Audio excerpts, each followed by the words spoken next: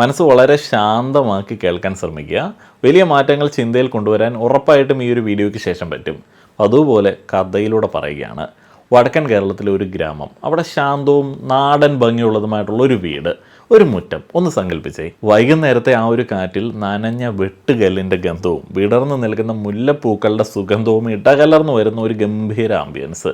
വെളുത്ത കുപ്പായവും ഭംഗിയായി മടക്കിയ വെള്ളമുണ്ടും ധരിച്ച് ജീവിതകാലം മുഴുവൻ ഒരു സ്കൂൾ അധ്യാപകനായി ജീവിച്ച് പ്രിൻസിപ്പലായി വിരമിച്ച ദാമോദരൻ മാസ്റ്റർ തിണ്ണയിൽ ചാരു കസേരയിൽ കിടക്കുകയാണ്.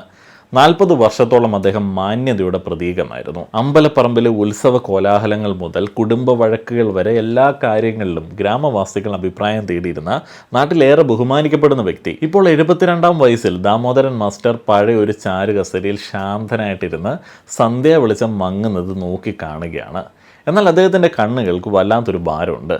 പ്രായത്തിൻ്റെതല്ല, മറിച്ച് അദൃശ്യമായ ഒരു ക്ഷീണത്തിൻ്റെ ഭാരം.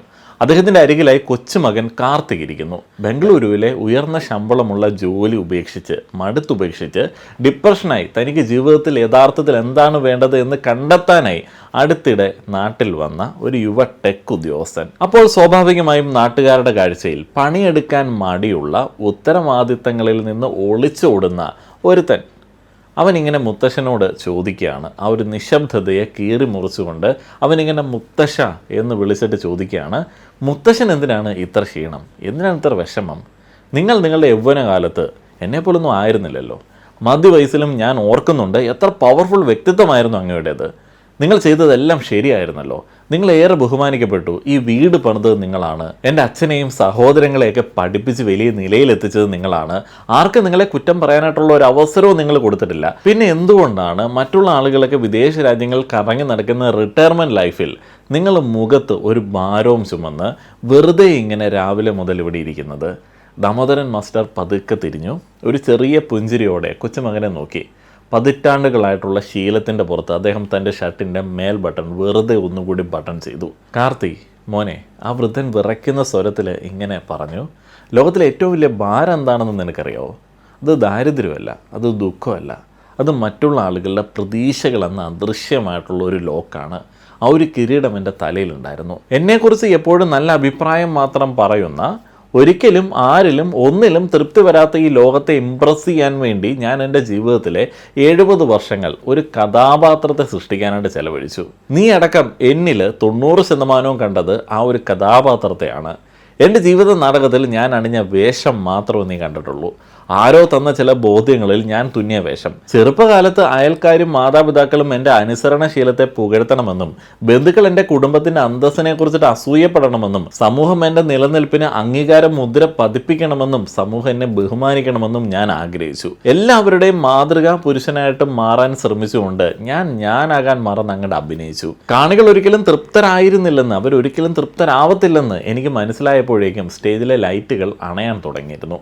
കാർത്തിക്, ഞാൻ ഒരു വലിയ വേഷം അഭിനയിച്ചു തീർത്തു. പക്ഷേ എൻ്റെ സ്വന്തം ജീവിതം എന്ന യാഥാർത്ഥ്യം, റിയാലിറ്റി എനിക്ക് നഷ്ടപ്പെട്ടു. ഇവരിങ്ങനെ സംസാരിച്ചുകൊണ്ടിരിക്കുന്ന സമയത്ത് അവർക്ക് അടുത്തുള്ള തെങ്ങിൻ തോപ്പിലൂടെ ഇങ്ങനെ കാറ്റ് വീശിയടിച്ചു. ഒരു വലിയ സത്യം നമ്മുടെ മനസ്സിലേക്ക് ഇപ്പോൾ വന്നു കാണും.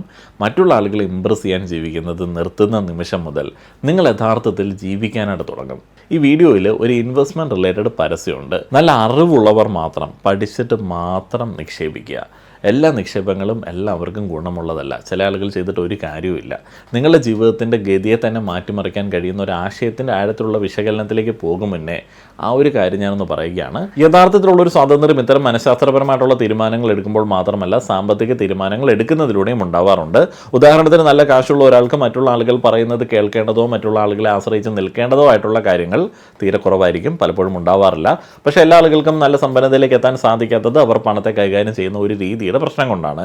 ശരിക്കും പറഞ്ഞാൽ നമ്മൾ അധ്വാനിക്കുന്നതിൻ്റെ ചെറിയൊരു ഭാഗമെങ്കിലും നിക്ഷേപിക്കാൻ തയ്യാറായാൽ ഭാവിയിൽ അത് വളരെ നല്ലതായിരിക്കും. അത്തരത്തിൽ ചെറിയ രീതിയിൽ എന്തെങ്കിലുമൊക്കെ നിക്ഷേപം ഒന്ന് തുടങ്ങണം, നല്ല രീതിയിൽ പണം മാറ്റിവെക്കണം, ഭാവിയിൽ അത് വളരണം എന്നൊക്കെ താല്പര്യമുള്ള ആളുകളുണ്ടെങ്കിൽ ഇപ്പോൾ നല്ലൊരു അവസരം വന്നിട്ടുണ്ട്. ഈ അവസരം അവതരിപ്പിച്ചിരിക്കുന്നത് ആക്സിസ് മാക്സ് ലൈഫ് ആണ്. അവരുടെ India sector leaders opportunities fund എന്ന NFO ഇപ്പോൾ ലോഞ്ച് ചെയ്തിട്ടുണ്ട്. കൂടുതൽ അറിയാൻ താല്പര്യമുള്ള ആളുകൾക്ക് ലിങ്കും കാര്യങ്ങളുമൊക്കെ കമന്റിലും ഡിസ്ക്രിപ്ഷനിലും കൊടുത്തിട്ടുണ്ട്. ഇന്ത്യയിലെ 21 സെക്ടറിലെ ഏറ്റവും ടോപ്പായിട്ട് നിൽക്കുന്ന ഹൈ പെർഫോമിംഗ് കമ്പനികളിലേക്കാണ് ഇവർ ഇവിടെ നിക്ഷേപങ്ങൾ ചെല്ലുന്നത്.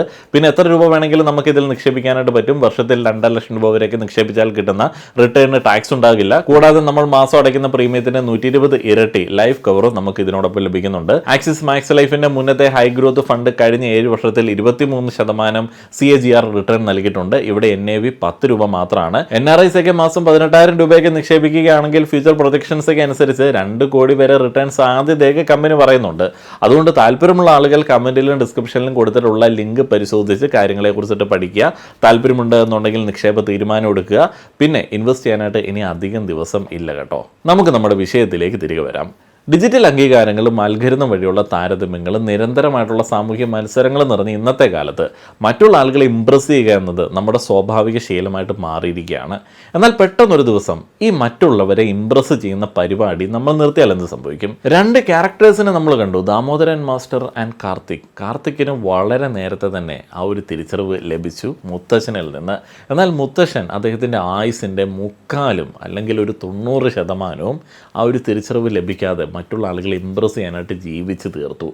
ഇന്ത്യൻ സമൂഹത്തിൻ്റെ സങ്കീർണവും വൈകാരികവുമായ പശ്ചാത്തലത്തിൽ നിന്നുകൊണ്ട് മനുഷ്യൻ്റെ നിലനിൽപ്പിൻ്റെ 3 പ്രധാന പില്ലറുകളിൽ കൂടെ നമുക്ക് ഈ പ്രതിഭാസത്തെ വിശകലനം ചെയ്യാം. സാമൂഹിക ശാസ്ത്രപരമായിട്ടുള്ള സോഷ്യോളജിക്കലായിട്ടുള്ള വശങ്ങളിലേക്ക് വരാം. ഇത് ഇന്ത്യൻ പനോപ്റ്റിക്കോൺ ഓഫ് നാട്ടിലുള്ള ആളുകൾ എന്ത് വിചാരിക്കും? നമ്മുടെ ഇന്ത്യൻ സാമൂഹിക വ്യവസ്ഥയെ, പ്രത്യേകിച്ച് കേരളം, തമിഴ്നാട്, ബംഗാൾ അല്ലെങ്കിൽ ഉത്തർപ്രദേശ് തുടങ്ങിയ പരമ്പരാഗത പശ്ചാത്തലങ്ങളെ സൂക്ഷ്മമായി പരിശോധിച്ചാൽ നമ്മുടെ ജീവിതത്തെ നിയന്ത്രിക്കുന്നത് അദൃശ്യവും സർവ്വവ്യാപിയുമായിട്ടുള്ള ഒരു ചോദ്യമാണെന്ന് കാണാം. നാട്ടിലുള്ളവർ എന്ത് വിചാരിക്കും? അല്ലെങ്കിൽ ലോകം എന്ത് പറയും? ലോക് ക്യാ കഹേംഗെ? ഇന്ത്യയിൽ ഒരു വ്യക്തി ജനിക്കുന്ന നിമിഷം മുതൽ സമൂഹം അവർക്ക് മുൻകൂട്ടി തയ്യാറാക്കിയ ഒരു തിരക്കഥ നൽകുന്നുണ്ട്. ഈ തിരക്കഥ പേപ്പറിൽ എഴുതിയതല്ല, നൂറ്റാണ്ടുകളിലെ പാരമ്പര്യത്തിലൂടെയും കൂട്ടുകുടുംബ വ്യവസ്ഥിതിയിലൂടെയും സമൂഹത്തിന്റെ ഇടപെടലുകളിലൂടെയും അത് നമ്മുടെ കൂട്ടായ ബോധത്തിലേക്ക് ആഴത്തിൽ പതിഞ്ഞിട്ടുള്ളതാണ്. നിങ്ങൾ ബോർഡ് പരീക്ഷകളിൽ ഉയർന്ന മാർക്ക് നേടണം, അത് എഞ്ചിനീയറിംഗിലോ മെഡിസിനിലേക്കോ വഴി തുറക്കണം. നിങ്ങൾ സ്ഥിരതയുള്ള ഒരു ജോലി നേടണം, മുൻഗണന ഒരു സർക്കാർ ജോലിക്കോ അല്ലെങ്കിൽ അറിയപ്പെടുന്ന ഒരു സ്ഥിര കോർപ്പറേറ്റ് ഉദ്യോഗത്തിനുമാണ്. നിങ്ങളുടെ കുടുംബത്തിന്റെ സാമൂഹ്യ നിലവാരത്തിന്റെ പൊതുവായ പ്രകടനമായി മാറുന്ന ഗംഭീരമായിട്ടുള്ള ഒരു വീട് നിങ്ങൾ നിർമ്മിക്കണം. നാട്ടുകാരെ മൊത്തം അറിയിച്ച് എല്ലാവരും അംഗീകരിക്കുന്ന, എല്ലാവർക്കും അംഗീകരിക്കാൻ പറ്റുന്ന ഒരു വിവാഹം നിങ്ങൾ നടത്തണം. നിങ്ങൾ അയൽക്കാരുടെ സ്റ്റാറ്റസ് സിംബലുകളുമായിട്ട് ഒത്തുപോകുന്നതോ അതിനേക്കാൾ കൂടിയതോ ആയിട്ടുള്ള ഒരു ജീവിതശൈലി നിങ്ങൾക്കും ഉണ്ടാകണം. അല്ലെങ്കിൽ ആ നാട്ടിലെ പാവപ്പെട്ടവനായിട്ട്, ദരിദ്രനായിട്ട് നിങ്ങൾ ചിത്രീകരിക്കപ്പെടും. ദാരിദ്ര്യം അവസരങ്ങൾ നിഷേധിക്കുന്ന, മാറ്റി നിർത്തപ്പെടുന്ന ഒരു പ്രതിഭാസമാണല്ലോ ഇന്ത്യയിൽ. അതിന് തർക്കമൊന്നുമില്ലല്ലോ. സാമൂഹ്യശാസ്ത്രപരമായിട്ട് ഇന്ത്യ ഒരു കൂട്ടായ്മ, കളക്റ്റീവിസം മുൻനിർത്തി ജീവിക്കുന്ന സമൂഹമാണ്. പാശ്ചാത്യ രാജ്യങ്ങളെ പോലെ വ്യക്തി സ്വാതന്ത്ര്യത്തിന് മാത്രം മുൻഗണന നൽകുന്ന ഹൈപ്പർ ഇൻഡിവിജ്വലിസ്റ്റ് സംസ്കാരത്തിൽ നിന്ന് വ്യത്യസ്തരായി നമ്മുടെ സമൂഹത്തിലെ സ്ഥാനവും കുടുംബത്തിൻ്റെ മഹിമയും സാമൂഹ്യ ഐക്യവുമാണ് നമ്മൾ ആത്മവിശ്വാസത്തിൻ്റെ അടിസ്ഥാനമായിട്ട് കാണുന്നത്. പ്രതിസന്ധി ഘട്ടങ്ങളിൽ കൂട്ടായ്മ വലിയൊരു പിന്തുണ നൽകുമെങ്കിലും അത് ക്രമേണ ശ്വാസം മുട്ടിക്കുന്ന ഒരു നിരീക്ഷണ വലയമായിട്ട്, നിരീക്ഷണാലയമായിട്ട്, പെനോപ്റ്റിക്കോണായിട്ട് മാറുന്നു. സ്ക്രീനിൽ കാണുന്നത് ഒരു പെനോപ്റ്റിക്കോൺ ആണ് കേട്ടോ. അതായത് നിങ്ങൾ ഇതിൻ്റെ സെൻറ്ററിൽ പെട്ടാൽ നിങ്ങൾ എപ്പോഴും മറ്റുള്ള ആളുകളാൽ നിരീക്ഷിക്കപ്പെടുകയും വിധിക്കപ്പെടുകയും വിലയിരുത്തപ്പെടുകയും ചെയ്യുന്നുവെന്ന് വിശ്വസിക്കുന്ന ഒരു ഘടനാപരമായിട്ടുള്ള തടവറയാണ്. ഈ കൂട്ടായ നോട്ടത്തെ തൃപ്തിപ്പെടുത്താനായിട്ട് നമ്മൾ ജീവിക്കുമ്പോൾ, നമ്മളൊരു ദാമോദരൻ മാസ്റ്ററായിട്ട് മാറാനായിട്ട് ശ്രമിക്കുമ്പോൾ, സാമൂഹ്യ ശാസ്ത്രജ്ഞന്മാർ പറയുന്ന പ്രകടനപരമായിട്ടുള്ള ജീവിതം, പെർഫോമേറ്റീവ് ലിവിങ് നയിക്കാനായിട്ട് നമ്മൾ നിർബന്ധിതരാകും. ഉദാഹരണത്തിന് സാമൂഹിക ഒത്തുചേരലുകൾക്കും വിവാഹങ്ങൾക്കും അമ്പലപ്പറമ്പുകളിലെ ഉത്സവങ്ങൾക്കും വേണ്ടി നമുക്ക് തീരെ താല്പര്യമില്ലെങ്കിൽ കൂടെ കെട്ടി ഒരുങ്ങിപ്പോയി നിൽക്കേണ്ടി വരാറുണ്ട്. ചിലയിടങ്ങളിൽ ചെല്ലുമ്പോൾ ചില വസ്ത്രങ്ങൾ പറ്റില്ല, ചിലയിടങ്ങളിൽ പോകുമ്പോൾ ചില വസ്ത്രങ്ങൾ അഴിക്കണം. അങ്ങനെയൊക്കെ സമൂഹത്തിന് ചില നിർബന്ധ ബുദ്ധികളുണ്ട്. ഈ കെട്ടി ഒരുങ്ങിപ്പോയി നിൽക്കുക എന്ന് പറയുന്നത് സമ്പന്നർക്ക് അല്ലെങ്കിൽ ഒരു മിഡിൽ ക്ലാസ്സിന് അത് രസമുള്ളൊരു പരിപാടിയാണെങ്കിലും പാവപ്പെട്ടവന് അതൊക്കെ അപകർഷതാബോധവും നിരാശയും ദേഷ്യവും ഉണ്ടാക്കുന്ന കാര്യങ്ങളാണ്. അതേപോലെ ഉയർന്ന വിദ്യാഭ്യാസം, അത് സമൂഹം മാതാപിതാക്കൾ അഭിമാന പ്രശ്നമാക്കിയിട്ട് മാറ്റി വെച്ചിട്ടുണ്ട്. അത് വ്യക്തിക്ക് കൊടുത്തിട്ടേ ഇല്ല. സ്വന്തം താല്പര്യങ്ങൾക്ക് വിരുദ്ധമായി മാതാപിതാക്കളുടെ സമ്മർദ്ദം കൊണ്ട് മാത്രം, അവരുടെ കണ്ടീഷനിങ് കൊണ്ട് മാത്രം കരിയർ തിരഞ്ഞെടുക്കുന്ന രീതിക്ക് വ്യക്തിക്ക് പ്രാധാന്യമില്ലാത്ത രീതിയിൽ സമൂഹം എത്തി നിൽക്കുകയാണ്. ഇനി നിങ്ങളുടെ കുട്ടിക്ക് അങ്ങനെ ഒരു താല്പര്യം ഉണ്ടായില്ലെങ്കിലോ എന്നോർത്ത് ടെൻഷൻ വേണ്ട. ഡോക്ടറോ എഞ്ചിനീയറോ ഒന്നും ആവാനായിട്ടുള്ള ഒരു തലത്തിലേക്ക് അവൻ എത്തിയില്ലെങ്കിലോ എന്നുള്ളൊരു ടെൻഷനൊന്നും ഇപ്പോൾ വേണ്ട. കാരണം ആ ഒരു രീതിയിലേക്ക് അവനെ കണ്ടീഷൻ ചെയ്യാൻ പറ്റുന്ന ആംബിയൻസുകൾ സൃഷ്ടിക്കുന്ന തടവറകൾ പോലെയുള്ള ജീവിത സാഹചര്യങ്ങൾ എന്നുണ്ട്. ഓർമ്മ വയ്ക്കുന്ന കാലം മുതൽ, സ്കൂളിലൊന്ന് ചെന്ന് കിട്ടുന്ന സമയം മുതൽ മെഡിക്കൽ, എഞ്ചിനീയറിംഗ് എൻട്രൻസ് സ്ട്രെസ് ചുറ്റിനും സൃഷ്ടിക്കാൻ, ജീവിതം ഡോക്ടറോ എഞ്ചിനീയറോ ആവാൻ വേണ്ടി ഉള്ളതാണ്, അതിനുവേണ്ടി മാത്രമുള്ളതാണ് എന്നുള്ള ചിന്ത ജനിപ്പിക്കാൻ ഉതകുന്ന ആംബിയൻസ് LKG മുതൽ +2 വരെ 14 വർഷങ്ങൾ കൊടുക്കുന്ന സംവിധാനങ്ങൾ സ്കൂളുകളുടെ രൂപത്തിൽ നമ്മുടെ ചുറ്റിനുമുണ്ട്. 14 വർഷം. നമ്മുടെ കുട്ടികൾ സത്യം പറഞ്ഞാൽ ഒരു ജീവപര്യന്തമൊക്കെ കഴിഞ്ഞിട്ടാണ് പലപ്പോഴും +2 കഴിഞ്ഞിട്ട് ഒരു കരിയർ തിരഞ്ഞെടുക്കുന്നത്. ആ ഒരു ജീവപര്യന്ത കാലയളവിൽ അവർക്ക് മറ്റൊന്നും ചിന്തിക്കാനായിട്ടുള്ള ഒരു സ്പേസ് പോലും കൊടുത്തിട്ടുണ്ടാവില്ല ചില സിസ്റ്റം. ഉള്ളത് പറഞ്ഞാൽ നമ്മളിൽ പല ആളുകളുമൊക്കെ ആ ഒരു ജീവപര്യന്തം കഴിഞ്ഞ് പുറത്തേക്ക് ഇറങ്ങി ഏതോ കരിയറൊക്കെ ചൂസ് ചെയ്തിട്ടുള്ള ആളുകളാണ്. ഇപ്പോഴത്തെ പല കുട്ടികൾക്കും വേറെ ഒന്നും ചിന്തിക്കാനായിട്ടുള്ള ഒരു സ്പേസ് പോലും ഈ ഒരു ജീവപര്യന്ത കാലയളവിൽ കിട്ടില്ല. 14 വർഷങ്ങൾ. മാതാപിതാക്കളുടെ ഒരു ഭൂരിപക്ഷത്തിനും മക്കളോട് അനുസരണയുള്ളൊരു അടിമയോടുള്ള സമീപനവും സ്നേഹമൊക്കെയാണ്. ജീവിതത്തിൽ സ്വതന്ത്രമായി ഒരു ഡിസിഷൻ എടുത്താൽ പലരും മക്കളെ മറക്കുന്ന സാഹചര്യം വരെയുണ്ട്, ശത്രുവാക്കി കളയും. ഇത് തികഞ്ഞ കാപട്യത്തിൽ അധിഷ്ഠിതമായിട്ടുള്ള ഒരു സംസ്കാരത്തെയാണ് സൃഷ്ടിക്കുന്നത്. ഞാൻ പറഞ്ഞു വരുമ്പോൾ മനസ്സിലാക്കുക, the liberation of zero expectations എന്നാൽ സമൂഹത്തിൽ നിന്ന് ഒറ്റപ്പെട്ട് ജീവിക്കുകയോ സമൂഹത്തോടുള്ള അനുകമ്പ നഷ്ടപ്പെടുകയോ ചെയ്യുക എന്നല്ല അർത്ഥമാക്കുന്നത്. മറിച്ച് പൊതുജനങ്ങളുടെ അംഗീകാരത്തിൽ നിന്ന് അവരുടെ വാലിഡേഷന് വേണ്ടിയുള്ള നിങ്ങളുടെ അടങ്ങാത്ത പണിയെടുപ്പിനെ കുറയ്ക്കുക എന്നുള്ളതാണ്, അല്ലെങ്കിൽ അത് ഇല്ലാതാക്കുക എന്നുള്ളതാണ്. ആ വൈകാരികമായിട്ടുള്ള കണക്ഷൻ പിൻവലിക്കുക എന്നുള്ളതാണ്. ഒരു സിമ്പിൾ എക്സാമ്പിൾ പറഞ്ഞാൽ, ഒരു വിവാഹം, ഉയർന്ന നിലവാരത്തിലുള്ള പല ആളുകളൊക്കെ ഒത്തുചേരുന്ന ഒരു വിവാഹവേദി, അവിടെ അഭിമാനത്തോടെ ലളിതമായിട്ടുള്ളൊരു മുണ്ടോ സാരിയോ ഒക്കെ ധരിക്കാനായിട്ടുള്ള വലിയൊരു സ്വാതന്ത്ര്യം പോലുള്ള ചെറിയ ചില സുഖങ്ങളൊക്കെയാണ് ഞാൻ പറഞ്ഞ ഒരു ലിബറേഷൻ വഴി നിങ്ങൾക്ക് ലഭിക്കുന്നത്. കഴിഞ്ഞ ദിവസം നമ്മുടെ പ്രിയപ്പെട്ട ഒരു ജില്ലാ കളക്ടർ പറഞ്ഞു, അദ്ദേഹം ആളുകൾ ഉപേക്ഷിച്ച സാരികൾ വാങ്ങിയാണ് ഉപയോഗിക്കാറുള്ളത്. ആ ഒരു ഫ്രീഡം നമ്മളിൽ എത്ര ആളുകൾക്കുണ്ട്? ഒരു യൂസ്ഡ് സാധനം, ഏതെങ്കിലും ഒരു യൂസ്ഡ് സാധനം വാങ്ങിച്ച് നമ്മുടെ ആവശ്യങ്ങൾക്ക് ഉപയോഗിക്കാനായിട്ടുള്ള സ്വാതന്ത്ര്യം, ചുറ്റുപാട് നോക്കിയിട്ട് അതിനുള്ളൊരു സ്വാതന്ത്ര്യം നിങ്ങൾ എത്ര ആളുകൾക്കുണ്ട്? നിങ്ങളുടെ കൂട്ടുകാർ കളിയാക്കുമല്ലേ, അല്ലെങ്കിൽ ആളുകൾ എന്ത് വിചാരിക്കും എന്നുള്ള പേടി നിങ്ങൾക്കുണ്ടല്ലേ? ആക്ച്വലി നിങ്ങൾക്ക് പഴയത് മതി. പക്ഷെ മറ്റുള്ള ഒരാൾ ഉപയോഗിച്ചത് ഞാൻ ഉപയോഗിക്കുമോ, ഞാൻ ആരാണ് എന്ന് പറഞ്ഞിട്ട് നിങ്ങളുടെ സാമ്പത്തിക അവസ്ഥയെ മറന്നിട്ട് പുതിയത് വാങ്ങാനായിട്ട് പണം കടം വാങ്ങുന്ന ആ ഒരു രീതിയൊക്കെ ഉണ്ടല്ലോ, അതിൽ നിന്നൊക്കെ മാറി ചിന്തിക്കാനായിട്ട് ഞാൻ പറയുന്ന കാര്യങ്ങൾ കേൾക്കുമ്പോൾ നിങ്ങൾക്ക് ചിലപ്പോൾ പറ്റുമായിരിക്കും. അല്ലെങ്കിൽ ഇത് കേൾക്കുന്ന വഴി വേറൊരു സ്വാതന്ത്ര്യം, ഒരു സുഖം നിങ്ങൾക്ക് കിട്ടാൻ സാധ്യതയുണ്ട്. നിങ്ങളിങ്ങനെ കരിയർ ഗ്രോത്ത്, ശമ്പള വർധനവെന്നൊക്കെ പറഞ്ഞിട്ട് പട്ടിയെ പോലെ ഓടുകയായിരിക്കും, പണിയെടുക്കുകയായിരിക്കും. പക്ഷേ നിങ്ങൾക്ക് നാട്ടിൽ അത്യാവശ്യം പറമ്പൊക്കെ ഉണ്ട്, കൃഷിയൊക്കെ നടത്തി ജീവിക്കാനായിട്ടുള്ള സാഹചര്യമുണ്ട്, വേറെ വലിയ ബാധ്യതകളൊന്നുമില്ല. പക്ഷെ നാട്ടുകാരെന്ത് പറയും എന്നുള്ളൊരു പേടിയാണ് നിങ്ങൾക്ക്. അങ്ങനെയുള്ളൊരു സാഹചര്യത്തിൽ നിങ്ങൾക്ക് ധൈര്യമായിട്ട് ജോലി നിർത്തി, അത്യാവശ്യം കൃഷിയൊക്കെ ഉണ്ടല്ലോ, ഇപ്പോൾ ഒരു കൃഷിക്കാരനായിട്ടാണ് ജീവിക്കുന്നത്, അല്ലെങ്കിൽ ഞാൻ കൃഷിക്കാരനാണ് എന്ന് പറയാനായിട്ട് പറ്റുന്ന ഒരു കോൺഫിഡൻസ് ഉണ്ടല്ലോ, അതൊക്കെ ആ ഒരു ലിബറേഷൻ്റെ ബൈ പ്രൊഡക്റ്റാണ്. സമൂഹത്തിൻ്റെ കയ്യടിയെക്കുറിച്ചിട്ട് നിങ്ങൾ ആകലപ്പെടുന്നത് നിർത്തുന്നതോടെ നിങ്ങളുടെ തിരഞ്ഞെടുപ്പുകളെ, നിങ്ങളുടെ ചോയ്സുകളെ സ്വാധീനിക്കാനായിട്ടുള്ള സമൂഹത്തിൻ്റെ ശക്തി നഷ്ടപ്പെടും. നിങ്ങൾ സമൂഹത്തിൻ്റെ നാടകത്തിലെ നിസ്സഹായനായിട്ടുള്ളൊരു നടൻ എന്ന് പറയുന്ന ഒരു അവസ്ഥയിൽ നിന്ന് മാറി നിങ്ങളുടെ സ്വന്തം യാഥാർത്ഥ്യത്തിൻ്റെ സംവിധായകനായിട്ട്, ഡയറക്റ്റായിട്ട് മാറും. സമൂഹം ഇങ്ങനെ സൈഡിൽ കാഴ്ചക്കാരായിട്ട് മാത്രം അവശേഷിക്കുന്ന ആ ഒരു സംഭവമാണ് യഥാർത്ഥ ആ ഒരു സ്വാതന്ത്ര്യം എന്ന് പറയുന്നത്. ദാമോദരൻ മാസ്റ്റർക്ക് കിട്ടാതെ പോയതും സംഭവം കാർത്തിക്ക് ഏകദേശം അടുത്തതുമായിട്ടുള്ള ആ ഒരു സ്വാതന്ത്ര്യം. നമ്മൾ മനസ്സിലാക്കേണ്ട ഒരു സംഗതിയുണ്ട്, നമ്മളിൽ പല ആൾക്കാരും ബിഗ് ബോസ് റിയാലിറ്റി ഷോയെ വെറുക്കുന്ന ആളുകളായിരിക്കാം. ബട്ട് ആക്ച്വലി നമ്മൾ റിയാലിറ്റിയിൽ ഒരു ബിഗ് ബോസ് ഹൗസിലാണ്. ഷോ ഡയറക്ടറായിട്ടുള്ള സൊസൈറ്റിയുടെ ഗെയിം പ്ലാനിൽ നമ്മളിങ്ങനെ ജീവിക്കുകയാണ്. ഷോ ഡയറക്ടർ മുന്നിൽ ഡയറക്റ്റ് വരുന്നൊന്നുമില്ല, നമ്മളെ വെച്ച് തന്നെ ഡയറക്റ്റ് ചെയ്യിപ്പിക്കുന്ന പരിപാടിയാണ്. സിമ്പിളായി പറഞ്ഞാൽ, സൊസൈറ്റി നിങ്ങളെ കളിപ്പിക്കുമ്പോൾ നിങ്ങൾ സൊസൈറ്റിക്കൊപ്പം നിന്ന് മറ്റൊരുത്തിനെ കളിപ്പിക്കും.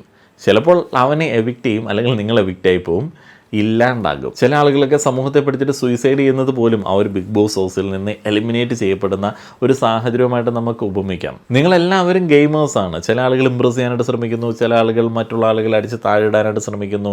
നിങ്ങളും ആ ഒരു റേസിൻ്റെ ഭാഗമാകുന്നു, നിങ്ങൾ മികച്ചവനാണ് എന്ന് ആളുകളെ കാണിക്കാനായിട്ട് ശ്രമിക്കുന്നു. ആഫ്റ്റർ ഓൾ ആളുകളുടെ വാലിഡേഷന് വേണ്ടി, അല്ലെങ്കിൽ വീക്കെൻഡിലെ വോട്ടുകൾക്ക് വേണ്ടി എന്നൊക്കെ പറയുന്ന ആ ഒരു പരിപാടിയാണ്. ഇനി ഞാനിതിൻ്റെ സൈക്കോളജിക്കൽ ഡൈമെൻഷൻസ് പറയാം, മനഃശാസ്ത്രപരമായിട്ടുള്ള വശങ്ങൾ. The anatomy of burnout and freedom.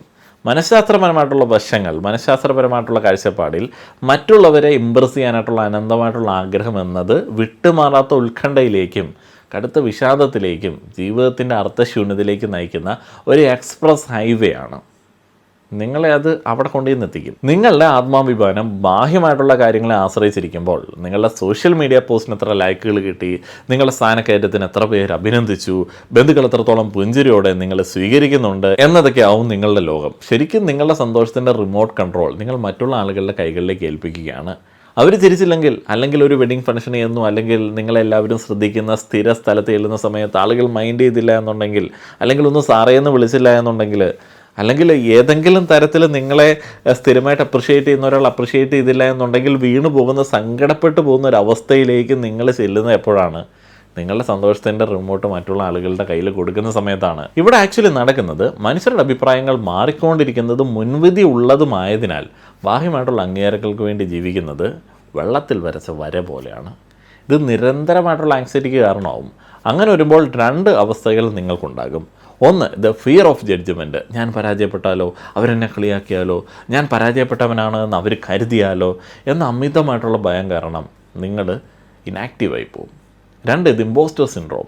നിങ്ങളുടെ ആത്മാവിനെ തൃപ്തിപ്പെടുത്താനല്ല, മറിച്ച് മറ്റുള്ള ആളുകളെ കാണിക്കാൻ വേണ്ടി മാത്രം ജീവിക്കുന്നത് കൊണ്ട് നിങ്ങൾക്ക് നിങ്ങളെ തന്നെ ഒരു കാമ്പട്യക്കാരനായിട്ട് തോന്നും. നിങ്ങൾക്ക് തന്നെ നിങ്ങൾ ഫേക്കായിട്ട് തോന്നില്ലേ? നിങ്ങളിൽ പല ആളുകൾക്കും വെറും ഫേക്കായിട്ട്, നമ്മൾ വെറും ഫേക്കാണല്ലോ എന്നുള്ളൊരു തോന്നൽ നമുക്കുണ്ടാവില്ലേ? പല ആളുകളുടെ അടുത്ത് നമ്മളൊന്നും പറയുന്നില്ല, നമ്മൾ എന്തൊക്കെയോ കാണിക്കുകയാണ്, നമുക്ക് തന്നെ അറിയാം ഇത് സേഫ് അല്ല നമ്മൾ കാണിക്കുന്നത്. ചില സമയത്ത് ആലോചിക്കുന്ന സമയത്ത് ഇതിനൊക്കെ എന്ത് അർത്ഥമാണുള്ളത്, ഇതല്ലല്ലോ ആക്ച്വലി എനിക്ക് വേണ്ടതെന്നറിയാം, എന്നാലും നമ്മൾ വേറെ ആർക്കോ വേണ്ടി ഇങ്ങനെ പാവ കളിക്കുകയാണെന്നുണ്ടെങ്കിൽ അതൊക്കെ ഇതിൻ്റെ ഭാഗമാണ്. ഇൻ മോഡേൺ റിയാലിറ്റി, ആധുനിക ഇന്ത്യയുടെ കാര്യം തന്നെ എടുത്ത് നോക്കിയാൽ സോഷ്യൽ മീഡിയയുടെ വരവോടെ ഈ മനഃശാസ്ത്രപരമായിട്ടുള്ള ഭാരം 10 മടങ്ങ് വർദ്ധിച്ചിരിക്കുകയാണ്. നമ്മളിപ്പോൾ നമ്മുടെ അയലോക്കക്കാരെ മാത്രമല്ല ഇമ്പ്രസ് ചെയ്യാനായിട്ട് നോക്കുന്നത്, കൂട്ടുകാരെ മാത്രമല്ല. ഇൻസ്റ്റഗ്രാം, വാട്സപ്പ്, ലിങ്ക്ഡിൻ എന്നിവയിലൂടെ നൂറുകണക്കിന് വെർച്വൽ സുഹൃത്തുക്കൾക്ക് മുൻപിൽ നമ്മുടെ ജീവിതം പ്രദർശിപ്പിച്ച് അവരുടെ കയ്യടികൾ നേടാനായിട്ട് ശ്രമിക്കുകയാണ്. നമ്മൾ അപ്ലോഡ് ചെയ്യുന്ന ഓരോ യാത്രാ ചിത്രവും, ഓരോ റെസ്റ്റോറൻറ്റ് സന്ദർശനവും, ഓരോ കരിയർ അപ്ഡേറ്റും അൽഗരിതത്തിൻ്റെ അംഗീകാര തുലാസിൽ ഇങ്ങനെ തൂക്കി നോക്കപ്പെടുന്ന ഒരു സംഭവമാണ്. ഈ നിരന്തരമായിട്ടുള്ള താരതമ്യം നമ്മളിൽ അപകർഷതാബോധം ഉണ്ടാക്കുന്നുണ്ട്. നിങ്ങൾ ഒരിക്കലും കേപ്പബിൾ അല്ല, സാറ്റിസ്ഫൈഡ് ആയിട്ടുള്ള പൊസിഷനിലല്ല എന്നുള്ളൊരു തോന്നലുണ്ടാക്കുന്ന കടുത്ത മാനസിക തളർച്ചയാണത്. ഇന്നലത്തെ നിങ്ങളുടെ ഒരു അച്ചീവ്മെൻറ്റിൽ എല്ലാ ആളുകളും കൈയടിച്ചു, നാളെ നിങ്ങൾക്ക് അവരറിയാതെ ഒരു തളർച്ച ഉണ്ടായെങ്കിൽ പോലും നിങ്ങൾ വല്ലാതെ പേടിക്കും, ഇത് പുറത്തിറങ്ങിയാൽ എന്ത് ചെയ്യും, ഇതറിഞ്ഞു കഴിഞ്ഞാൽ ഞാൻ ഉണ്ടാക്കി വെച്ച എൻ്റെ ഇമേജ് എല്ലാം തകരുമല്ലോ. ഈ ഒരു ഇമേജ് ആളുകളെ ഇങ്ങനെ എയറിൽ കയറ്റുക, അവരെ റോസ്റ്റ് ചെയ്യുക, അവരെ കുറിച്ചിട്ട്, അല്ലെങ്കിൽ എല്ലാവരുടെയും പേഴ്സണൽ ലൈഫിൽ എന്തെങ്കിലുമൊക്കെ ഉണ്ടാവുമല്ലോ, അല്ലെങ്കിൽ അതൊക്കെ പുറത്ത് പറയുക, അങ്ങനെയൊക്കെ ഉള്ളൊരു കാലത്തിലൂടെ പോകുന്ന സമയത്ത് അതെന്തുകൊണ്ടാണ് അത്രയധികം ആളുകൾ ആഘോഷിക്കുന്നത്? കാരണം ഈ സമൂഹം ഇങ്ങനെ കാത്തു നിൽക്കുകയാണ്, ആരെ തളർത്തണം, ആരെ ഉയർത്തണം. മൊത്തത്തൊരു ബിഗ് ബോസ് ഹൗസ് ആണല്ലോ. ഈ ആളുകളെ ഏറിൽ കയറ്റുന്നവനും കമൻ്റ് അടിച്ച് പുറകെ നടന്നിട്ട് അവൻ്റെ തകർച്ചയിൽ ആനന്ദിക്കുന്ന ആളും പേഴ്സണലി ഈ പറയുന്ന ഡേഞ്ചർ സോണിൽ നിൽക്കുന്ന, എലിമിനേറ്റ് ആവാനായിട്ട് റെഡിയായിട്ട് നിൽക്കുന്ന ഒരാളാണ്. പൂർണ്ണമായിട്ടും സക്സസ്ഫുൾ ആയിട്ടുള്ള, പൂർണ്ണമായിട്ടും ഈ ജീവിതത്തിൻ്റെ അർത്ഥം മനസ്സിലാക്കിയിട്ടുള്ള, തിരിച്ചറിവ് നേടിയിട്ടുള്ള ഒരാൾ മറ്റുള്ള ആളുകളുടെ പിറകെ അങ്ങനെ പോവില്ല. പിറകെ പോകാനായിട്ട് അവന് സമയം ഉണ്ടാവില്ല, അവൻ ജീവിതം ആസ്വദിക്കുകയായിരിക്കും. ബാക്കിയുള്ളവനാണ് അവൻ ആകെ എണ്ണപ്പെട്ട ദിനങ്ങളിൽ കുറേ മറ്റുള്ള ഒരാൾ ഏറിൽ കയറ്റുമ്പോൾ ആ ട്രോൾ വീഡിയോ കാണാനായിട്ടും അവരുടെ കമൻറ്റ് ബോക്സിൽ പോയിട്ട് അവരുടെ തകർച്ചയിൽ ആനന്ദിക്കാനായിട്ടൊക്കെ പോകുന്നത്. നമ്മൾ പരിശീലിക്കുന്ന എന്താണ്? Zero expectations. ഇത് പരിശീലിക്കുന്നത് വലിയൊരു മാനസിക വിടുതൽ നൽകുന്ന ഒരു കാര്യമാണ്. ഭഗവത്ഗീതയിൽ വ്യക്തമാക്കിയ നിഷ്കാമ കർമ്മം, ബലേച്ഛ കൂടാതെ കർമ്മം ചെയ്യുക എന്ന പുരാതന ഇന്ത്യൻ ദാർശനിക ആശയവുമായിട്ട് ഇത് പൂർണ്ണമായിട്ടും യോജിക്കുന്ന ഒന്നാണ് കേട്ടോ. മറ്റുള്ള ആളുകൾ എന്ത് പറയും, അവരുടെ പ്രതികരണങ്ങൾ എന്തായിരിക്കും, അവരുടെ പ്രതീക്ഷകൾ എന്നീ കാര്യങ്ങളെക്കുറിച്ചിട്ട് ചിന്തിക്കാതെ നിങ്ങളതിൽ സീറോ എക്സ്പെക്റ്റേഷൻസോടെ പ്രവർത്തിക്കുമ്പോൾ മാനസികമായിട്ടുള്ള കരുത്ത് കൂടുന്നുണ്ട്. നിരസിക്കലുകളോ വിമർശനങ്ങളോ നിങ്ങളുടെ അഹത്തിന്, നിങ്ങളുടെ സ്വത്വത്തിന് മേലുള്ള പ്രഹരമായിട്ട് തോന്നില്ല, മറിച്ച് ഇതൊരു വിവരമായിട്ട്, ജസ്റ്റ് ഒരു കമ്മ്യൂണിക്കേഷനായിട്ട് തോന്നും. അത്രേ ഉള്ളൂ. വേണമെങ്കിൽ മാറ്റാം, എനിക്കിഷ്ടമാണെന്നുണ്ടെങ്കിൽ മാറ്റണ്ട, നമ്മളതിൽ സാറ്റിസ്ഫൈഡ് ആണെന്നുണ്ടെങ്കിൽ അത് അങ്ങനെ തന്നെ ഇരുന്നോട്ടെ എന്നുള്ള പരിപാടികളൊക്കെ. ഞാനൊരു പേഴ്സണൽ എക്സ്പീരിയൻസ് ആഡ് ചെയ്യാം. ഈ കഴിഞ്ഞ മാസം ഞാൻ വളരെയധികം മാനസികമായിട്ട് സംഘർഷത്തിൽ ഏർപ്പെടുന്ന ഒരു സാഹചര്യം ഉണ്ടാവുന്നു. പഠനമുണ്ട്, വീട്ടിലെ കാര്യങ്ങളുണ്ട്, ബാക്കിയുള്ള 1-2 ബിസിനസ്സുകളുണ്ട്. അപ്പോൾ അതിനിടയിൽ ഈ സോഷ്യൽ മീഡിയ, ന്യൂസ്, പൊളിറ്റിക്സ്, കോൺഫ്ലിക്റ്റുകൾ, കോൺട്രവേഴ്സികൾ അതൊന്നും വേണ്ട. വളരെ ക്വാളിറ്റിയുള്ള കണ്ടൻറ്റ് മാത്രം ചെയ്തു പോകാം. 1-2 സ്പോൺസേഴ്സൊക്കെ ഉണ്ടല്ലോ, കുറച്ച് വീഡിയോസും ചെയ്ത് സ്പോൺസേഴ്സൊക്കെ ആയിട്ട് മാനേജ് ചെയ്ത് പോകാം. ആളുകൾക്ക് നല്ല കണ്ടൻറ്റ് കൊടുക്കാമെന്ന് തീരുമാനിച്ചിട്ട് ഒരു കമ്മ്യൂണിറ്റി പോസ്റ്റ് യൂട്യൂബിലിട്ടു. കുറേയധികം ആളുകൾ പല രീതിയിൽ പ്രതികരിച്ചു. ചില ആളുകൾ പറഞ്ഞു, നിങ്ങൾ യൂട്യൂബിലൊട്ടും സക്സസ്ഫുൾ ആവാത്ത ആളാണ്, നിങ്ങൾ ഇതുകൂടി ചെയ്ത് കഴിഞ്ഞാൽ ആരും നിങ്ങളെ കാണാനായിട്ട് വരില്ല. ചില ആളുകൾ പറഞ്ഞു, ചേട്ടാ നിങ്ങളുടെ റിയാക്ഷൻസ് കാണാനായിട്ടാണ് ഞങ്ങൾ വരുന്നത്, നിങ്ങളുടെ മറ്റേ കഥ പറച്ചിൽ, ഇതുപോലുള്ള കഥ പറച്ചിലൊന്നും കേൾക്കാൻ നമുക്ക് താല്പര്യമൊന്നുമില്ല, നിങ്ങൾ കാണിക്കുന്ന മണ്ടത്തരാണ്. അപ്പോൾ അന്ന് ഞാൻ ചിന്തിച്ചൊരു കാര്യമുണ്ട്, ഞാൻ ചെയ്യാൻ വേണ്ടി പോകുന്ന കാര്യത്തെക്കുറിച്ചിട്ട് എനിക്ക് കോൺഫിഡൻസ് ഉണ്ട്, എനിക്കിഷ്ടവും അതാണ്, അവിടെ ഇനിയിപ്പോൾ ആളുകൾക്ക് ഇഷ്ടപ്പെട്ടില്ല എന്നുണ്ടെങ്കിൽ വിട്ടേക്കുക. നമ്മൾ നമ്മുടെ ഇഷ്ടത്തിനനുസരിച്ച് പെരുമാറുക എന്നുള്ള ഒരു ചിന്തയിൽ, ആ ഒരു കോൺഫിഡൻസിൽ നിൽക്കണമെന്നുണ്ടെങ്കിൽ വലിയ പാടാണ്. അതേപോലെ ഇപ്പം യൂട്യൂബ് ക്രിയേറ്റേഴ്സൊക്കെ പലപ്പോഴും ബേൺ ഔട്ട് ആവുന്നതിൻ്റെ ഒരു സാഹചര്യമാണ്. ഒന്ന് ആലോചിച്ച് നോക്കുക, ഇഷ്ടംപോലെ ക്രിയേറ്റേഴ്സ് ഉണ്ട്, എന്നെപ്പോലെ വീഡിയോസ് ചെയ്യുന്ന ആളുകളുണ്ട്, മില്യൺ സബ്സ്ക്രൈബേഴ്സ് ഉള്ള ആളുകളുണ്ട്, ഹൈ ഗ്രോത്ത് പെട്ടെന്ന് ഉണ്ടാക്കുന്ന ആളുകളുണ്ട്, ഒത്തിരി വ്യൂസ് ഉള്ള ആളുകളുണ്ട്. നമ്മൾ കമ്പയർ ചെയ്തുകൊണ്ടിരുന്നു കഴിഞ്ഞാൽ എന്തെങ്കിലും കാര്യം ഉണ്ടാവുമോ?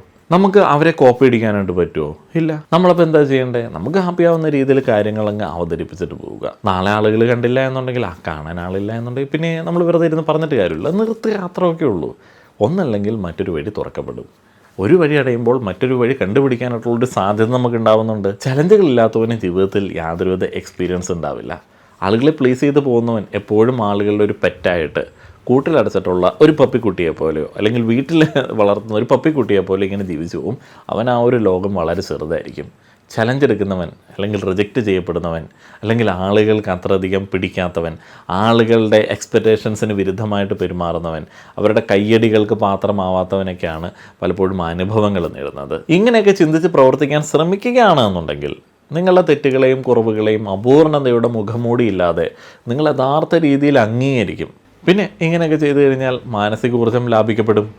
ഇപ്പോൾ ജസ്റ്റ് ഒരു ലിഫ്റ്റിൽ കയറുന്ന സമയത്ത്, അല്ലെങ്കിൽ ഒരു ബോർഡ് റൂമിൽ ഒരു മീറ്റിങ്ങിലിരിക്കുന്ന സമയത്ത്, അല്ലെങ്കിൽ ഒരു വഴി നടന്നു പോകുന്ന സമയത്ത്, കുടുംബത്താഴങ്ങളിലും മറ്റുള്ള ആളുകളുടെ മുന്നിലും ഒരു ഫംഗ്ഷനുമൊക്കെ ആളുകൾ എന്ത് നിങ്ങളെക്കുറിച്ചിട്ട് സംസാരിക്കുന്നു, എങ്ങനെ അവർ നിങ്ങളെ കാണുന്നു, എങ്ങനെ നമ്മൾ കാണപ്പെടുന്നു, എന്ത് മതിപ്പാണ് തനിക്ക് അവർ തരുന്നത് എന്നൊക്കെ കരുതി നിങ്ങൾ ദിവസവും പാഴാക്കുന്ന മാനസിക ഊർജ്ജം എത്രയാണെന്നൊന്ന് ആലോചിച്ച് നോക്കിയേ.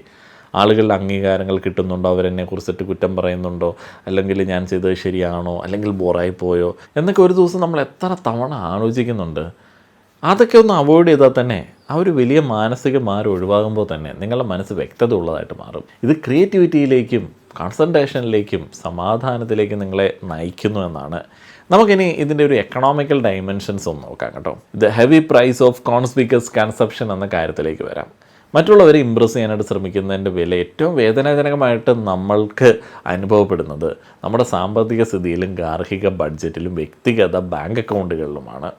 സേവിങ്സ് അക്കൗണ്ടൊക്കെ നല്ല രീതിയിൽ അങ്ങോട്ട് താഴും. സാമ്പത്തിക വിദഗ്ധനായിട്ടുള്ള തോർസ്റ്റൈൻ വെബ്ലനാണ് കോൺസ്പിക്യൂസ് കൺസെപ്ഷൻ എന്ന പദം ഉപയോഗിച്ചത് ആദ്യമായിട്ട്. കോൺസ്പിക്യൂസ് കൺസെപ്ഷൻ എന്നാൽ സാമ്പത്തിക ശക്തി പരസ്യമായി കാണിച്ച് സാമൂഹ്യ പദവി വർദ്ധിപ്പിക്കുന്നതിനായിട്ട് ആഡംബര വസ്തുക്കൾക്കും സേവനങ്ങൾക്കും പണം ചെലവഴിക്കുന്ന ഒരു പരിപാടിയാണ്. വിവിധ സാമ്പത്തിക മേഖലകളുടെ വളർച്ചയ്ക്ക് പിന്നിൽ പ്രവർത്തിക്കുന്ന കോടിക്കണക്കിന് രൂപയുടെ ഒരു പ്രധാന ചാലക ശക്തിയാണിത്. സമ്പത്ത് എങ്ങനെ കാണപ്പെടുന്നു എന്നതിനെ ഇത് അടിമുടി സ്വാധീനിക്കുന്നുണ്ട്. ഇവിടെയുള്ള ഒരു വലിയ ഇൻഡസ്ട്രി ആളുകളുടെ ഈ പറയുന്ന കോൺസ്പിക്യൂസ് സ്പെൻഡിങ്ങുമായി റിലേറ്റഡ് ആണ്. ഒന്നാമത്തെ ഉദാഹരണം നമ്മുടെ ഗംഭീരമായിട്ടുള്ള ഇന്ത്യൻ വിവാഹ വ്യവസായം തന്നെ. സ്വർണവും വലിയ വിരുന്നുകളും ഡിസൈനർ വസ്ത്രങ്ങളും കൊണ്ട് 500 അതിഥികളെ ഇംപ്രസ് ചെയ്യാൻ വേണ്ടി മാത്രം കുടുംബങ്ങൾ വൻ രീതിയിൽ കടം വാങ്ങുന്നുണ്ട്. തറവാട് ഭൂമി പണയം വയ്ക്കുന്നുണ്ട്, വിൽക്കുന്നുണ്ട്, അല്ലെങ്കിൽ ജീവിതകാലത്തെ മുഴുവൻ സമ്പാദ്യം എടുത്ത് ചെലവഴിക്കുന്നുണ്ട്. സ്നേഹത്തിൻ്റെ ലളിതമായിട്ടുള്ള ആഘോഷമാകേണ്ട വിവാഹം ഇവിടെ പദവി പ്രകടിപ്പിക്കുന്ന സാമ്പത്തിക പോർക്കളമായിട്ട് മാറുന്നുണ്ട്. റിയൽ എസ്റ്റേറ്റിലെയും വാഹനങ്ങളിലെയും സ്റ്റാറ്റസ് സിമ്പിളുകളൊന്ന് ശ്രദ്ധിച്ചു നോക്കിയേ. എല്ലാ വർഷവും സ്മാർട്ട് ഫോണുകൾ അപ്ഗ്രേഡ് ചെയ്യുക, കുഴികൾ നിറഞ്ഞ സിറ്റി റോഡുകളിൽ ഓടിക്കാനായിട്ട് അടമ്പര SUV-കൾ കൂടിയേ തീരൂ എന്ന് പറഞ്ഞിട്ട് SUV-കൾ വാങ്ങുക, മൾട്ടിപ്പിൾ കാർസ് ഓൺ ചെയ്യുക, ഡിസൈനർ ബ്രാൻഡുകൾ ധരിക്കുക എന്നിവയെല്ലാം എല്ലായ്പ്പോഴും ഉപയോഗത്തിന് വേണ്ടിയുള്ളതല്ല. പലപ്പോഴും അത് തങ്ങളെ നോക്കാത്ത ഒരു സമൂഹത്തിന് മുൻപിൽ തങ്ങളുടെ സമ്പത്ത് പ്രഖ്യാപിക്കാനായിട്ടുള്ള മാനസിക ശ്രമങ്ങളാണ്. നമ്മുടെ വിദ്യാഭ്യാസം മാറിയിട്ടുണ്ട്, പ്രസ്റ്റീജ് അസറ്റായിട്ട് മാറിയിട്ടുണ്ട് വിദ്യാഭ്യാസം. കോച്ചിങ് ഇൻസ്റ്റിറ്റ്യൂട്ടുകളിലും എലൈറ്റ് ഡിഗ്രികളിലും വലിയ തുക ചെലവഴിക്കുന്നത് എല്ലായ്പ്പോഴും സ്വന്തം കഴിവുകൊണ്ടല്ല, മറിച്ച് എൻ്റെ മകൻ കോട്ടയിലോ IIT-യിലോ IIM-ലോ ആണ് പഠിക്കുന്നത് എന്ന് മാതാപിതാക്കൾക്ക് അഭിമാനത്തോടെ പ്രഖ്യാപിക്കാൻ വേണ്ടിയാണ്. നമ്മുടെ മെഡിക്കൽ ബിരുദം തന്നെ ഒന്ന് ആലോചിച്ചേ. ഇന്ത്യയിലെ ഒരു ഗവൺമെൻറ് മെഡിക്കൽ കോളേജിൽ ഒരു സീറ്റ് കിട്ടി പഠിച്ച് ഒരു ശമ്പളം, ഒരു 2 ലക്ഷം രൂപ 3 ലക്ഷം രൂപ ശമ്പളം വാങ്ങാനായിട്ട് എത്ര വർഷങ്ങൾ ഒരു വിദ്യാർത്ഥി കഷ്ടപ്പെടണം എന്ന് പറഞ്ഞാൽ ഏറ്റവും കൂടുതൽ കഷ്ടപ്പെട്ട് പഠിക്കേണ്ടുന്ന ഒരു കോഴ്സ് വളരെ ഗ്ലാമറസ് ആയിട്ട് ഇപ്പോഴും അവതരിപ്പിക്കപ്പെടുന്നുണ്ട്. ചില കുട്ടികൾക്ക് വളരെ ക്രിയേറ്റീവ് ആയിട്ടുള്ള മൈൻഡ് ഉണ്ടായിരിക്കും, ചില ആളുകൾക്ക് ഈ കഷ്ടപ്പാടിൻ്റെ ആവശ്യം ഉണ്ടായിരിക്കില്ല, അവർക്ക് അത്ര പാഷനും ഉണ്ടായിരിക്കില്ല.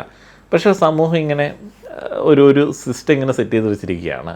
ഞാൻ ആദ്യം പറഞ്ഞ 0 എക്സ്പെക്റ്റേഷൻ രീതി, 0 പ്രതീക്ഷകൾ രീതി സ്വീകരിക്കുകയും സമൂഹത്തെ ഇംപ്രസ് ചെയ്യുന്നത് നിർത്തുകയും ചെയ്യുമ്പോൾ നിങ്ങളുടെ വ്യക്തിപരമായിട്ടുള്ള സാമ്പത്തിക സ്ഥിതിയിലടക്കം വിപ്ലവകരമായിട്ടുള്ള മാറ്റങ്ങൾ സംഭവിക്കും.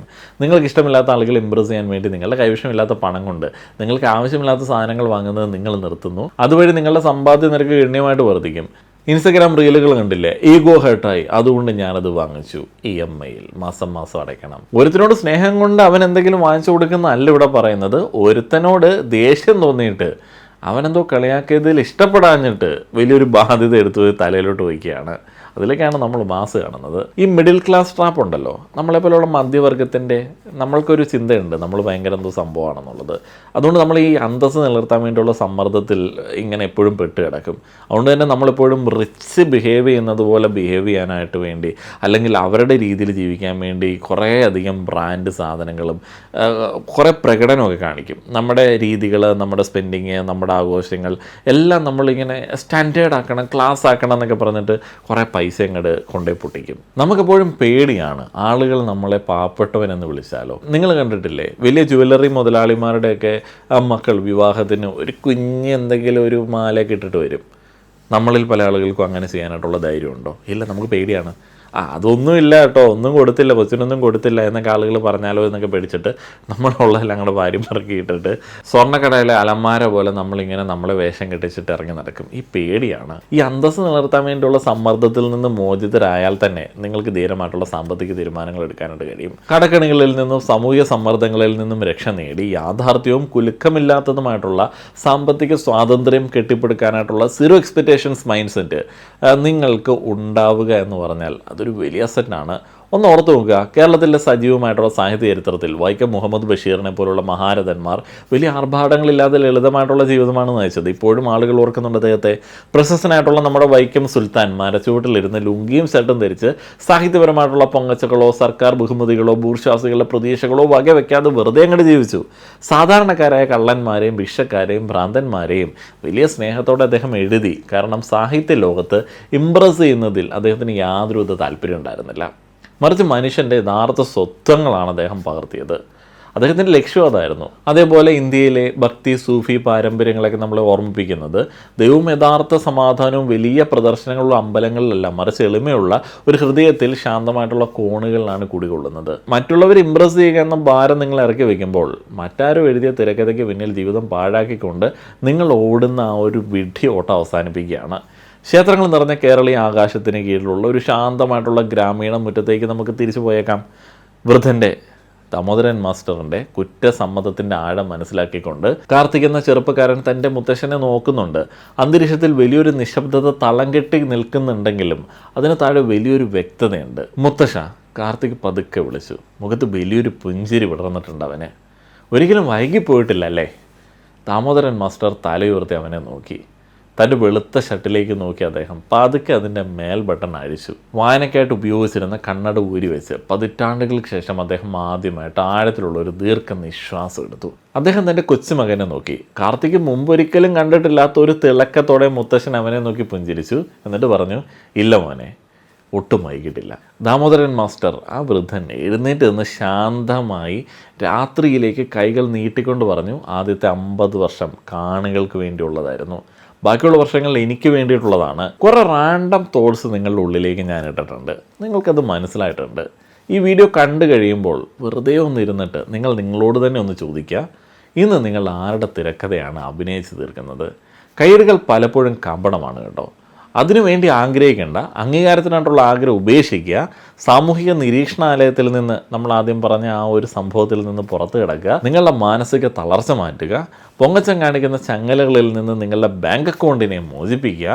ലോകത്തെ ഇംപ്രസ് ചെയ്യാനായിട്ട് ശ്രമിക്കുന്നത് നിർത്തുന്ന നിമിഷം നിങ്ങൾക്ക് മനോഹരമായിട്ട് ഒരു അനുവാദം നൽകുകയാണ്. ജീവിക്കുക, ഭയമില്ലാതെ ജീവിക്കുക, നിങ്ങൾക്ക് വേണ്ടി മാത്രം ജീവിക്കുക. ചെറിയ രീതിയിലൊക്കെ നിക്ഷേപം നടത്താനൊക്കെ താല്പര്യമുള്ള ആളുകൾക്ക് വേണ്ടി വീഡിയോയുടെ ഇടയിൽ Axis Max Life in India sector leaders opportunities fund എന്ന NFOയെ കുറിച്ചിട്ട് ഞാൻ പറഞ്ഞിരുന്നു. കമൻറ്റിൽ ഡിസ്ക്രിപ്ഷനിലും കൊടുത്തിട്ടുള്ള ലിങ്ക് നോക്കി കാര്യങ്ങൾ വ്യക്തമായി മനസ്സിലാക്കിയതിന് ശേഷം മാത്രം നിക്ഷേപ തീരുമാനം എടുക്കുക. അതേപോലെ ഈ NFOയിൽ നിക്ഷേപിക്കാൻ ഇനി അധികം ദിവസം ബാക്കിയില്ല കേട്ടോ. വീഡിയോ കണ്ട എല്ലാ ആളുകൾക്കും നന്ദി. ഉറപ്പായിട്ടും ഹൈപ്പ് ചെയ്യുക, കമൻറ്റ് ചെയ്യുക, വീഡിയോ മറ്റുള്ള ആളുകളിലേക്ക് ഷെയർ ചെയ്തെത്തിക്കുക, സബ്സ്ക്രൈബ് ചെയ്യുക. നന്ദി.